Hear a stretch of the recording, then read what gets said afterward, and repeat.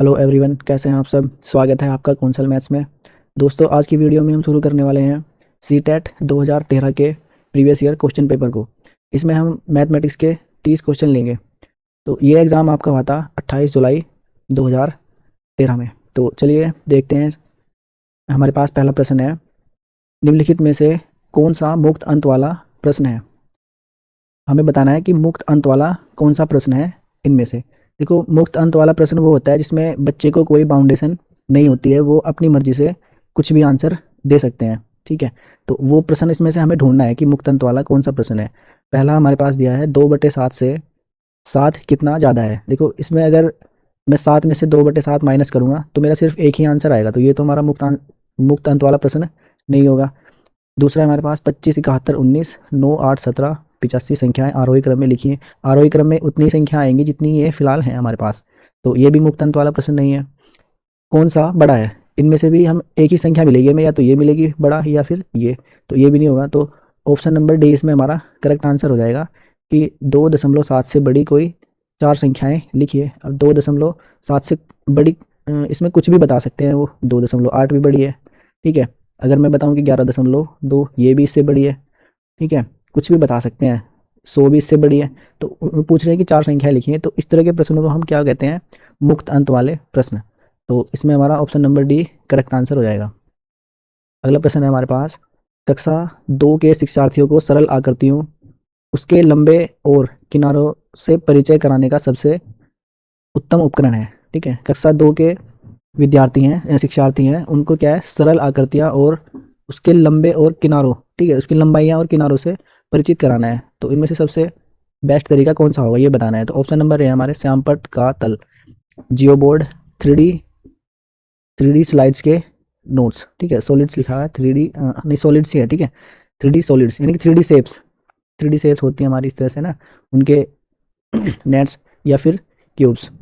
इसमें से best option होगा हमारा जियो बोर्ड। ठीक है, क्योंकि जियो बोर्ड से हम बच्चों को आसानी से सरल आकृतियों के बारे में, उनके किनारों के बारे में हम आसानी से समझा सकते हैं। तो इसमें करेक्ट आंसर होगा हमारा जियो बोर्ड। अगला प्रश्न है हमारे पास, कक्षा निम्नलिखित कक्षा 5 की पाठ्य पुस्तक में से एक सवाल है। ये सवाल दे रखा है, कक्षा 5 की बुक से दे रखा है। यहाँ चार खंभे हैं जिनका माप क्रमशः 105 सेंटीमीटर, 215 सेंटीमीटर, 150 और 235 सेमी।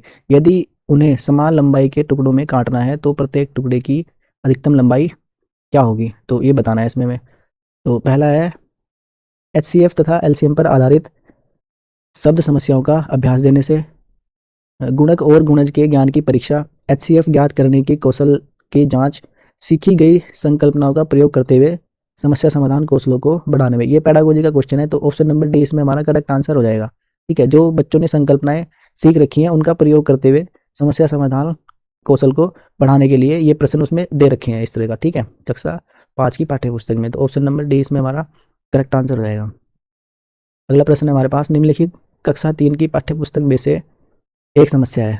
ये कक्षा 3 की पाठ्य पुस्तक में दे रखा है, उसमें से क्या है, ये दिया है कि निम्नलिखित समस्या को हल करने के लिए कौन सी गणितीय संक्रिया का प्रयोग किया जाएगा। एक दूध वाला 10 दिन में 1410 लीटर दूध बेचता है, वह एक दिन में कितने लीटर दूध बेचता है। तो उपयुक्त सवाल, जो ये सवाल दिया हुआ है हमें हमारे पास, उपयुक्त सवाल ब्लूम के संज्ञानात्मक क्षेत्र की किस दक्षता की ओर संकेत करता है, तो ये बताना है इसमें में। तो इसमें संश्लेषण की तरफ ये संकेत करता है, ज्ञान, बोधन या विश्लेषण। इसमें हमारा ऑप्शन नंबर डी करेक्ट हो जाएगा। ठीक है, क्योंकि इसमें बच्चों को विश्लेषण करने का मौका मिलेगा। ठीक है, ये जो प्रश्न दे रखा है, 10 दिन में इतने लीटर दूध बेचता है, तो वो विश्लेषण करेगा, है ना, दूध वाले से भी बात करेगा। तो ये ब्लूम के क्या है, विश्लेषण स्तर पर है। ठीक है, विश्लेषण दक्षता की ओर संकेत करता है, तो ऑप्शन नंबर डी इसमें हमारा करेक्ट आंसर हो जाएगा। अगला प्रश्न हमारे पास, राशिद कक्षा 5 में पढ़ता है, वह विभिन्न प्रकार के त्रिभुजों को भिन्न श्रेणियों में वर्गीकृत कर सकता है, लेकिन त्रिभुज में तीन कोणों का योग 180 होता है। इसके अमूर्त परिणाम को समझने में उसे कठिनाई होती है। पियाजे के संज्ञानात्मक सिद्धांत के अनुसार राशिद इनमें से किस चरण में है। ठीक है, तो ये बताना है इसमें में ना। तो इसमें देखो, पहला दिया हमारे पास पूर्व संक्रियात्मक अवस्था, मूर्त संक्रियात्मक अवस्था, औपचारिक संक्रियात्मक अवस्था, और लास्ट दिया हमारे पास संवेदी गतिक अवस्था। देखो, कक्षा 5 में जो बच्चा होता है वो मूर्त संक्रियात्मक अवस्था में होंगे। ठीक है, किसमें हो गया, मूर्त संक्रियात्मक अवस्था। तो इसमें ऑप्शन नंबर बी हमारा करेक्ट आंसर हो जाएगा। ठीक है, अगला प्रश्न है हमारे पास, राष्ट्रीय पाठ्यचर्या की रूपरेखा 2005 के अनुसार गणितीय शिक्षा का मुख्य उद्देश्य बच्चे की गणितीकरण की क्षमताओं का विकास करना है। स्कूली गणित का सीमित लक्ष्य है लाभप्रद क्षमताओं का विकास। यहाँ गणितीकरण बच्चे की क्षमताओं के विकास की ओर, मतलब गणितीकरण बच्चे के किस क्षमताओं के विकास की ओर संकेत करता है, ये बताना है हमें। ऑप्शन नंबर ए है हमारे पास, पूर्व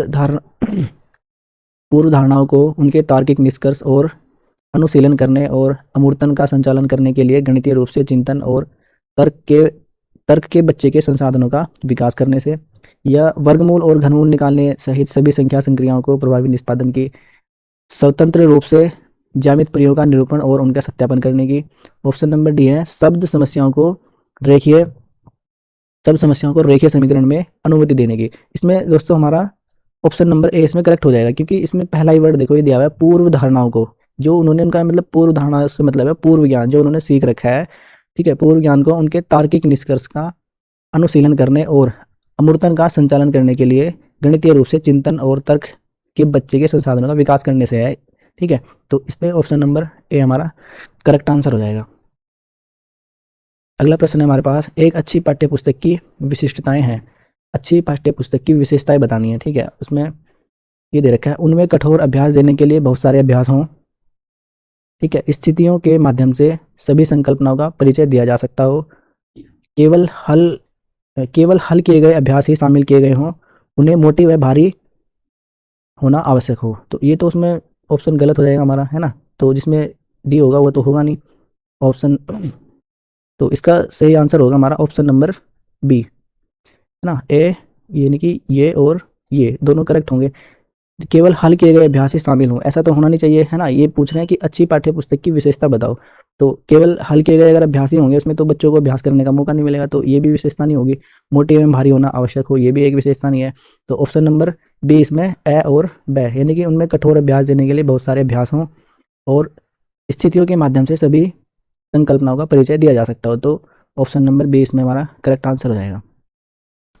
अगला प्रश्न है हमारे पास, राष्ट्रीय पाठ्यक्रम की रूपरेखा 2005 बल देती है। तो जो हमारा करिकुलम है 2005 उसकी रूपरेखा किस पर बल देती है, ये बताना है। गणित चयनित शिक्षार्थियों को पढ़ाया जाएगा। गणित चयनित मतलब कि कुछ ही जो चूज किए हैं उन्होंने, उन्हीं शिक्षार्थियों को गणित पढ़ाया जाएगा। तो ये तो गलत है हमारा ऑप्शन। गणित में सफलता प्रत्येक बच्चे के लिए आवश्यक है। शिक्षार्थी तार्किक गणितीय योग्यता के लिए पहले उनकी परीक्षा होनी चाहिए। निम्नलिखित उपलब्धिकर्ताओं के लिए गणित पाठ्यचर्या अलग होगी। तो इसमें ऑप्शन नंबर बी हमारा करेक्ट आंसर हो जाएगा कि गणित में सफलता प्रत्येक बच्चे के लिए आवश्यक है। तो इस पर क्या है, जो राष्ट्रीय पाठ्यक्रम की रूपरेखा 2005 है वो इस चीज़ पर बल देती है कि गणित में सफलता प्रत्येक बच्चे के लिए आवश्यक है। तो ऑप्शन नंबर बी इसमें हमारा करेक्ट आंसर है। अगला प्रश्न है हमारे पास, 5, 10 और 35 के सबसे छोटे सारगुणज और सबसे बड़े सारगुणनखंड का अंतर है। तो इसमें अंतर बताना है हमें किसका, 5, 10 और 35। तो इसमें क्या करेंगे, एलसीएम निकाल लेंगे, है ना। सबसे छोटा सारगुणज क्या होगा, एलसीएम, और सबसे बड़ा ये होगा हमारा एचसीएफ। ठीक, तो एचसीएफ तो हमें मिल जाएगा। एचसीएफ वो संख्या होती है जो जिससे ये तीनों संख्याएं कटती हैं। देखो 5 से कट जाएगी, 5 से ये भी कट रही है, 5 से ये भी कट रही है, 5 दूनी 10 और 5 7 35। तो एचसीएफ तो इसमें मिल जाएगा हमारा 5। ठीक है, एलसीएम हम ऐसे निकालते हैं, एलसीएम निकालेंगे, ये 5 दूनी 10, 5 7 35। तो कितना आएगा हमारा एलसीएम, एलसीएम आएगा हमारा 5 गुणा 2 गुणा 7, यानी कि एलसीएम आएगा हमारा 70। और एचसीएफ कितना है हमारा 5। तो इनका अंतर पूछ रहे हैं, कितना, क्या पूछ रहे हैं, अंतर पूछ रहे हैं दोनों का। तो अंतर निकालेंगे, अंतर कितना होगा, 70 माइनस 5 करेंगे तो 65 आ जाएगा। 65 देख लो, 65 किस कौन सा है हमारा, ऑप्शन नंबर डी इसमें हमारा करेक्ट आंसर हो जाएगा। अगला प्रश्न है हमारे पास, संख्या 105 के गुणनखंडों की संख्या है। 105 का गुणनखंड निकालना है हमें, 105 के गुणनखंड निकालने हैं। ठीक है, तो देखो हम क्या करेंगे, 2 से तो कटेगा नहीं क्योंकि बाद में क्या है 5 है, तो 3 से काटेंगे, तो 3 3 9 और 3 पंजे 15। फिर 5 से काटेंगे, 5 7 35, फिर 7 से 7 3 7। तो 105 के गुणनखंड कितने आए हमारे, 3 गुणा 5 गुणा 7। तो देख लो कितने हैं, 1 2 3। गुणनखंडों की संख्या पूछ रहे हैं तो 3 है, तो ऑप्शन नंबर बी हमारा इसमें ये करेक्ट आंसर हो जाएगा। अगला प्रश्न है, समय अब यदि समय अभी कितना हो रहा है, 2:17 PM है, तो अब से ठीक 11 घंटे और 59 मिनट कितने पूछ रहे हैं कि 11:59, ठीक, इतने मिनट के पश्चात क्या समय होगा, तो इसमें जोड़ दो, है ना, इसमें जोड़ देंगे ऐसे 11:59, तो जोड़ देंगे। देखो इसमें, तो इसमें देखो जोड़ेंगे तो कितना आएगा हमारा, ये देखो 59 है ना, ये 59, इसमें अगर मैं एक जोड़ दूंगा यहाँ पे तो मेरा 60 मिनट हो जाएगी, और 60 मिनट को मैं लेके जाऊंगा फिर इधर, किधर, ये यहाँ पे 60 मिनट को हम लेके जाएंगे इधर, यानी कि ये हमारा 1 घंटा आ जाएगा इधर। तो यहाँ पे कितना बचा, 17 में से एक यहाँ पे जोड़ा, 60 हो गया, एक को मैं फिर इधर लेके गया यहाँ पे ना, 2 के पास, तो इसमें जोड़ देंगे हम, ये 1 घंटा हो जाएगा हमारा। तो यहाँ पे इधर कितनी बचेगी, 16 में से एक मैंने इधर ले लिया था, तो यहाँ पे हमारा बचा था ये 16, ठीक है, 17 में से ले लिया तो 16 बचा हमारा यहाँ पे ना, तो 16 बचेगा। फिर इसके बाद क्या करेंगे हम, इसको जोड़ लेंगे, तो जोड़ेंगे कितना आएगा, 2 और 1 3, और ये हो जाएगा हमारा 14, 14:16 यानी कि 14 कब बजते हैं हमारे, पहले 12 बजते हैं, फिर 12 के बाद 1 बजेगा तो उसको 13 बोलते हैं हम, फिर 2 बजेंगे, है ना, उसको क्या बोलते हैं हम, 14, तो यानी कि हमारा कितना है, 2:16 AM। ये क्योंकि देखो ये कितना था, ये 2:17 PM था, यानी कि दोपहर के बाद का समय। तो जब इसमें हम इतने 11 घंटे और 59 मिनट जोड़ देंगे तो रात के कितने बज जाएंगे, 2:16 AM, तो ये रात का समय है, तो 2:16 देख लो, इसमें 2:16 हमारा ऑप्शन नंबर डी इसमें करेक्ट आंसर हो जाएगा। अगला प्रश्न है हमारे पास, 3.5 समकोणों में डिग्रियों की संख्या। अब देखो समकोण आपको पता होना चाहिए, समकोण, समकोण कितना होता है हमारा, समकोण हमारा होता है 90 डिग्री का। तो ये कह रहे हैं कि 3.5 समकोणों में, 3.5 पूछ रहे हैं, पहले 3 में निकाल लो, तो 3 में कितना होगा, 9×3 = 27, 270 डिग्री। फिर ये कह रहे हैं 3.5 कितना होता है, यानी कि 3 से ये 1/2, 3 का तो हमने निकाल लिया, अब किसका निकालेंगे, 1/2 का, तो 90 × 1/2 इसका निकालेंगे, तो ये जाएगा हमारा 45, है ना, 45 डिग्री। तो इसको जोड़ देंगे, है ना, इनको जोड़ देंगे, तो जोड़ेंगे कितना आएगा, 5 7 4 11 1, तो 315 हमारा आंसर आ जाएगा। 315 देख लो, ऑप्शन नंबर ए हमारा करेक्ट आंसर हो जाएगा इसमें। अगला प्रश्न है हमारे पास, 11 इकाइयों, 11 इकाइयाँ, 11 दहाइयाँ प्लस 11 सैकड़े, है ना, 11 सैकड़े किसके बराबर है, तो भाई 11 इकाइयाँ कह रहे हैं, 11 इकाइयों का मतलब है 11, ठीक है, 11 इकाइयों का मतलब है 11, और 11 दहाई, 11 दहाई का मतलब है 11 × 10, तो बराबर 110, है ना, दहाई कह रहे हैं ना, 11 दहाइयाँ, 11 इकाई का मतलब 11 × 1, 11 × 1, तो बराबर 11, 11 दहाई का मतलब है 11 दहाई का क्या मतलब है, यानी कि 11 × 10, तो कितना हो जाएगा, 110, और 11 सैकड़े यानी कि 11 सैकड़े, 11 सैकड़े का मतलब है 11 × 100, यानी कि 1100। तो ये कह रहे हैं देख लो किसके बराबर है, तो इसमें क्या करेंगे, इन दोनों को जोड़ देंगे, है ना, जोड़ देंगे, 1100 में 110 और 11, तो इसको जोड़ेंगे कितना आएगा हमारे पास, ये 1 आएगा, और 1 और 1 2, 2 1 1221, ऑप्शन नंबर सी कितना आ रहा है हमारा आंसर, 1221 हमारा आंसर आ रहा है, तो ऑप्शन नंबर सी हमारा करेक्ट आंसर हो जाएगा इसमें। अगला प्रश्न है हमारे पास, 509 और 3028 का योग है कितना, 509, ये कह रहे हैं कि 509 और 3028, तो 3028 ऐसे होगा, ठीक है, इनका योग पूछ रहे हैं, इनका योग बताओ, तो 9 8 17, है ना, 3 5 3, और 35 37, देख लो कितना आया, 3537, ऑप्शन नंबर बी इसमें हमारा करेक्ट आंसर हो जाएगा। अगला प्रश्न है हमारे पास, किसी वर्ग का परिमाप कितना है, 24 सेंटीमीटर है, और किसी आयत का परिमाप की लंबाई कितनी है, 8। फिर कह रहे हैं यदि वर्ग और आयत का परिमाप बराबर हो, तो वर्ग का कितना दिया हुआ, वर्ग का परिमाप दे रखा है हमारा 24, और फिर ये भी, ये किसके है, वर्ग का परिमाप आयत के परिमाप के बराबर है ना, यानी कि आयत, आयत आयत का परिमाप भी कितना है हमारा 24, आयत का परिमाप भी 24 दे रखा है, और वर्ग का परिमाप भी 24 दे रखा है ना। तो आयत का क्या कह रहे हैं कि क्षेत्रफल बताओ, आयत का क्षेत्रफल कितना होगा। और आयत की लंबाई भी दे रखी है इन्होंने, है ना। आयत की क्या दे रखी है, लेंथ दे रखी है, लंबाई कितनी है 8 सेंटीमीटर। तो हम क्या करेंगे, चौड़ाई को मान लेंगे, है ना। माना बी बराबर, चौड़ाई कितनी है,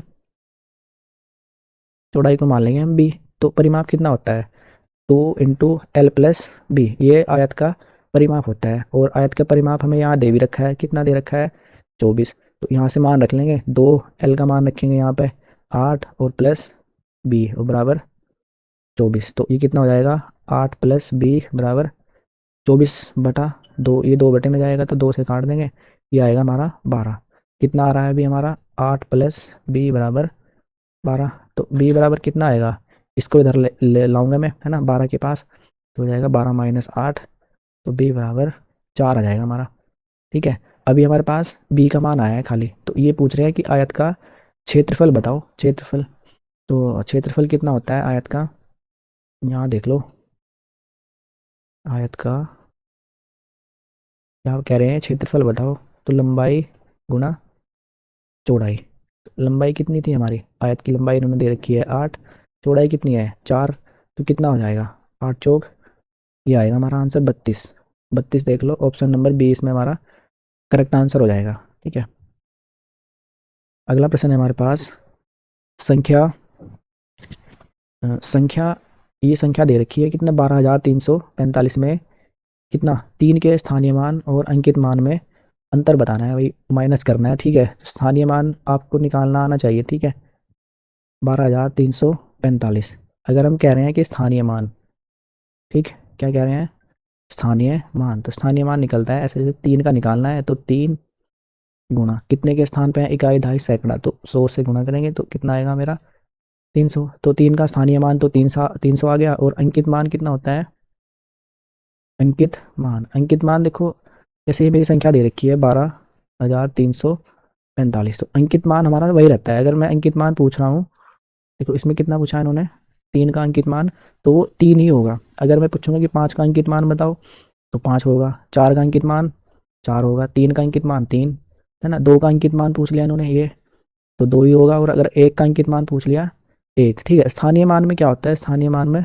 हमें गुणा करनी होती है। जैसे कि 345 है, 4 का स्थानीय मान बताना है, तो 4 कितने के स्थान पे है दहाई के, तो मैं 10 से गुणा करूंगा, तो 10 चौक ये 40 मेरा क्या आ जाएगा, इसका स्थानीय मान आ जाएगा इस तरह से। तो इन्होंने स्थानीय मान और अंकित मान का अंतर पूछा है, तो अंतर कर दो 300 - 3, तो ये आ जाएगा मेरा 297। 297 हमारा आंसर आ जाएगा, ऑप्शन नंबर बी हमारा करेक्ट आंसर हो जाएगा इसमें। अगला प्रश्न है हमारे पास, निम्न में से कौन सा सही नहीं है। तो 4 ऑप्शन दे रखे हैं, देखो पहला ऑप्शन है एक घन के 6 फलक होते हैं। सही बात है बिल्कुल, ये तो ऑप्शन सही है हमारा, है ना। 6 ही तो फलक होते हैं, घन ऐसा होता है, ये इस तरह से होता है हमारा घन। तो एक ऊपर का, एक नीचे का, 2 एक इस साइड का, इस साइड का 4, और एक ये फ्रंट वाला हमारी तरफ, और एक ये पीछे वाला, तो 6। तो 6 फलक होते हैं, सही बात है। 1 मिलीमीटर में सेंटीमीटर इतना होता है, ये भी सही है। ठीक है, क्योंकि देखो ये पे हमारा कितना होता है लीटर, फिर हमारा डेसी होता है, फिर हमारा सेंटी होता है, और सबसे बाद में होता है हमारा मिली लीटर, है ना।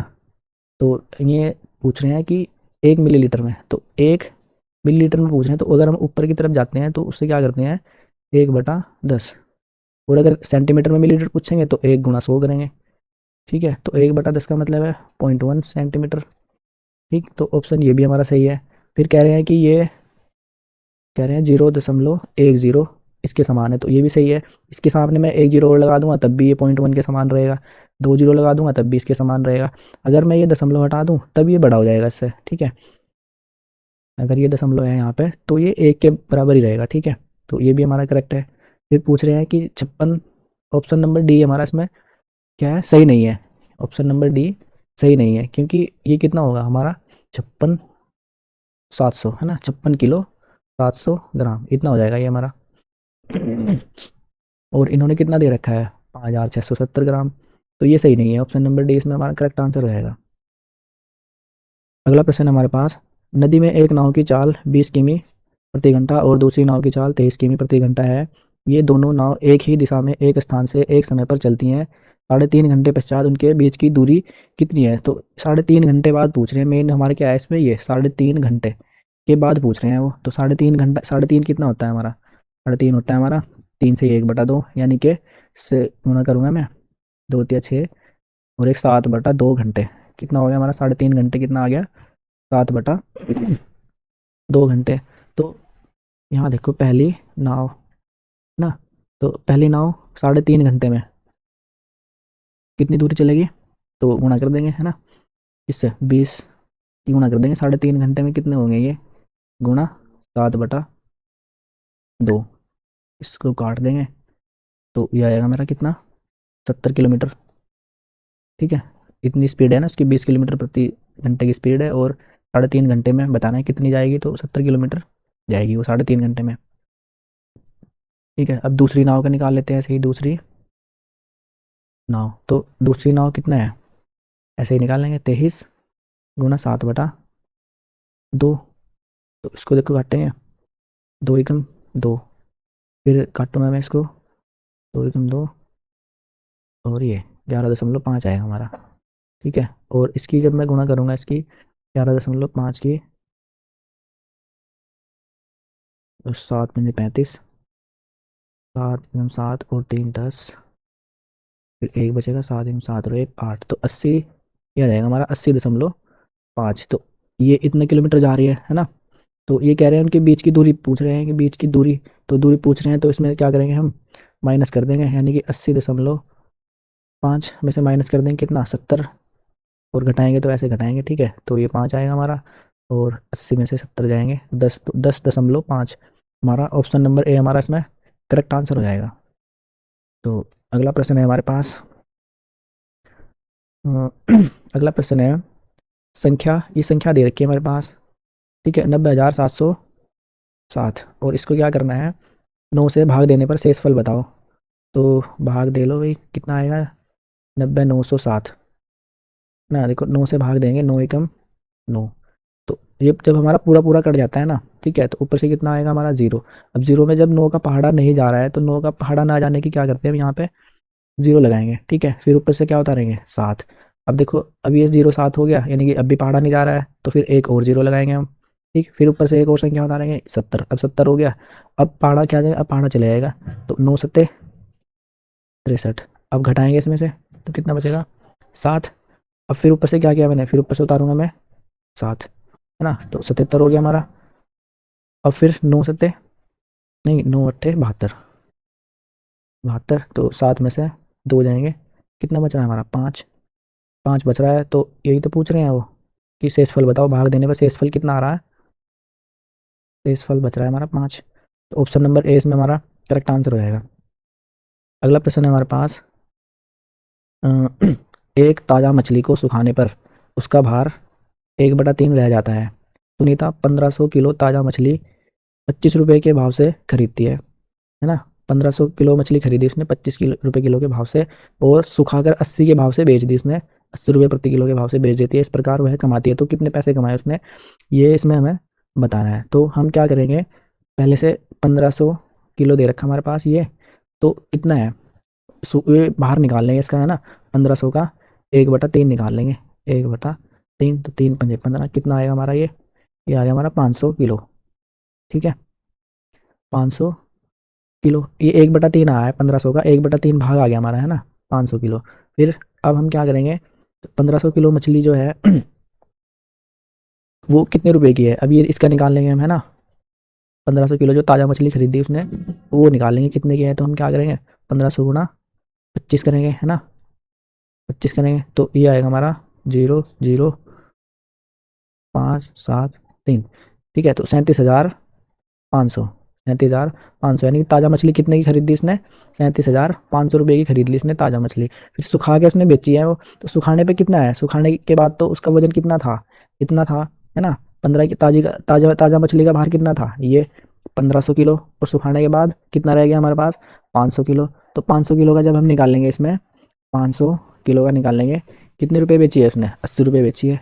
तो इसका देख लो, सुखा कर, है ना, कह रहे हैं उनको सुखाकर 80 रुपये बेची है, ताजी उसने इस रेट से खरीदी थी 25, सुखाने के बाद उसने 80 के बाद 80 रुपये के उस हिसाब से बेची है ना, तो 8×5 40 और 1 2 3, 1 2 3, तो यानी कि ये 40,000 रुपये की उसने क्या करा, बेच दी। तो हमें पूछ रहे हैं कि कितना कमा रही है वो, ये बताना है। तो हम क्या करेंगे, इसमें 40,000 में से घटा देंगे 33,500, तो घटा दो, जीरो जीरो, ये 10 में से 5 आएगा 5, और 9 में से 7 2, तो 2500 रुपये कमा रही है वो। कितना, 2500 रुपये। ठीक, तो ऑप्शन नंबर इसमें हमारा बी करेक्ट आंसर हो जाएगा, ऑप्शन नंबर बी। अगला प्रश्न है हमारे पास, निम्न प्रतिरूप को देखिए, 9 - 1 भाग 8 बराबर 1, 98 - 2। देखो ये प्रतिरूप दिया है इन्होंने, देखो एक माइनस कर रहे हैं तो और भाग दे रहे हैं तो एक मिल रहा है, दो माइनस कर रहे हैं तो कितना है 1 और 2 मिल रहा है, तीन माइनस कर रहे हैं तो 1 2 3 मिल रहा है, चार माइनस कर रहे हैं तो क्या मिल रहा है 1 2 3 4, और अगर मैं 5 माइनस करूँगा, है ना, अगर 5 माइनस करेंगे तो कितना मिलेगा 1 2 3 4 5। इसका मतलब तो यही है ना, सीरीज बन रही है ना, यहाँ 1 मिला, यहाँ 1 2 मिला, यहाँ 1 2 3 मिला, यहाँ 1 2 4, और इसके बाद अगर मैं देखूंगा तो 1 2 3 4 5 मिलेगा। अभी ये कितना कह रहे हैं, देखो यहाँ कितना है, ये 6 माइनस किया है इन्होंने, तो अगर 6 माइनस करेंगे हम तो कितना मिलेगा 1 2 3 4 5 6, तो इतना मिलेगा। ये देख लो हमारा कौन सा है, 1 2 3 4 5, ऑप्शन नंबर सी इसमें हमारा करेक्ट आंसर हो जाएगा। अगला प्रश्न है हमारे पास, एक बोतल में 750 मिलीलीटर, कितना भाई 750 mm, ठीक, मिली लीटर, ml सॉरी, ये है 750 ml जूस भरा जाता है, और ऐसी 6 बोतलों को एक कार्टून में पैक किया जाता है। 450 लीटर जूस के लिए आवश्यक कार्टूनों की संख्या बतानी है हमें, ठीक है। तो 450 लीटर कह रहे हैं, कितना लीटर, लेकिन पैक किस में करना है हमें, मिली लीटर में, तो हमें क्या करना पड़ेगा, 450 लीटर को बदलना पड़ेगा किस में, मिली लीटर में। तो 1 लीटर में मिली लीटर कितने होते हैं, 1000 मिलीलीटर होते हैं भाई, ठीक, 1 लीटर में, क्योंकि देखो लीटर होता है, फिर हमारा कितना होता है डेसीलीटर, फिर सेंटी, और फिर मिली, ये। तो अगर एक में पूछ रहा हूँ मैं 1 लीटर में, तो 1 2 3, 1 लीटर में मिलीलीटर कितने होंगे 1000, सेंटी पूछूंगा तो 100, डेसी पूछूंगा तो 10, इसलिए अगर एक डेसी में पूछेंगे तो ये 100, इस तरह से। सेंटी में पूछ रहे हैं, 1 सेंटी में मिलीमीटर, तो 10 होते हैं। तो ये चीज़ आपको ध्यान रखनी है, 1 लीटर में 1000 मिलीलीटर। तो इसको क्या करेंगे हम, 1000 से भाग दे देंगे, 450, 1000 से गुणा करेंगे, सॉरी गुणा करेंगे तो 3 जीरो और आ जाएगी, तो कितना आ गया, अभी इतना हमारा आ गया मिली लीटर, इतने ml आ गया। और कितनी बोतलों में भरना है, यानी कि एक बोतल में भरा जाना है 750, तो 750 से इसे हम क्या करेंगे, भाग दे देंगे, ठीक है, 750 से भाग देंगे तो ये हमारा कट जाएगा, जीरो से जीरो, और कितना आएगा, ये आएगा हमारा 600, ठीक है। तो 600 बोतल आएंगे हमारी ये, ठीक है, यानी कि 600 बोतलों में भरा जाना है। तो ये कह रहे हैं कि 450 लीटर के जूस के लिए, है ना, आवश्यक कार्टूनों की संख्या, ठीक है। और ऐसी 6 बोतलों में भी कह रहे हैं वो, है ना, 6 बोतलों में कह रहे हैं, तो हम क्या करेंगे, कार्टून की संख्या कितनी हो जाएगी, 600 को हम भाग दे देंगे कितने से, 600 को भाग दे देंगे 6 से, ठीक है। तो कार्टून की संख्या निकल जाएगी हमारा, है ना, कितने कार्टूनों की संख्या आवश्यकता होगी, तो ये आ जाएगा हमारा 100। 100 देख लो, 100 हमारा ऑप्शन नंबर ए इसमें हमारा करेक्ट आंसर हो जाएगा। अगला प्रश्न है, किसी आयताकार बक्से की आंतरिक लंबाई चौड़ाई ऊंचाई, बॉक्स दे रखा है कोई, है ना, ये, ठीक है। तो ये इसके अंदर की कह रहे हैं, है ना, यानी कि वही आयतन निकालना है, लंबा ये दे रखी है लंबाई, ये चौड़ाई और ये ऊंचाई। तो 8664 सेंटीमीटर घनों को पैक करना है, यानी कि इस ये कोई बक्सा है और इसके अंदर छोटे छोटे घन पैक करने हैं, कितने, इतने। तो पैक करने के लिए कितने बक्सों की आवश्यकता होगी, तो इसका क्या करेंगे भाई, हम आयतन निकाल लेंगे, क्या करेंगे, आयतन निकाल लेंगे, घनाभ का आयतन, ये फॉर्मूले याद करने पड़ेगा आपको, होता है L × B × H। तो कितना आएगा, L कितना है 4 × 3 × 2, ठीक है, 2 × 3 = 6, चौक ये आएगा हमारा 24, है ना, तो कितना आ गया 24। अब हम क्या करेंगे, इसमें पैक करना है किसमें, 8664, है ना, तो इसमें पैक करना है तो हम 24 से इसको भाग दे देंगे, ठीक, तभी तो होगा वो पैक कर पाएंगे।